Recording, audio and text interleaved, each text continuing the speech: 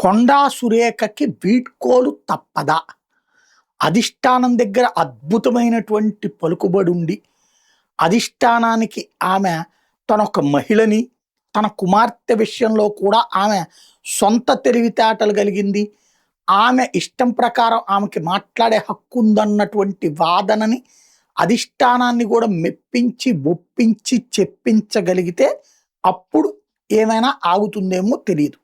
ప్రస్తుతానికైతే మల్లికార్జున ఖర్గే దగ్గరికి కూడా నివేదిక వెళ్ళింది. బట్టి విక్రమార్క ఈ బ్యాచ్ కూడా ఏదైతే రేవంత్కి వీళ్ళు వ్యతిరేకంగా ఉంటారు అన్నటువంటి నమ్మకంతో వీళ్ళ దగ్గరికి వెళ్ళి కొండా మురళి చేసినటువంటి ప్రయత్నం విఫలమైనట్టే కనబడుతోంది.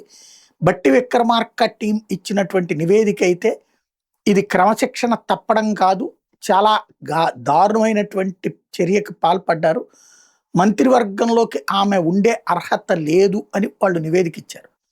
ఆ నివేదిక ఆధారంగా ఆమెను రాజీనామా చెయ్యమని ఏఐసిసి కోరాలి, లేదంటే కనుక బర్తరఫ్ చేయమని చెప్పి రేవంత్కి చెప్పాలి. ఇది అధిష్టానమే నిర్ణయం తీసుకోవాలి తప్పించి తాను చెయ్యకూడదని రేవంత్ నిర్ణయించుకున్నాడు. మరి ఏం జరుగుతుందో చూడాలి.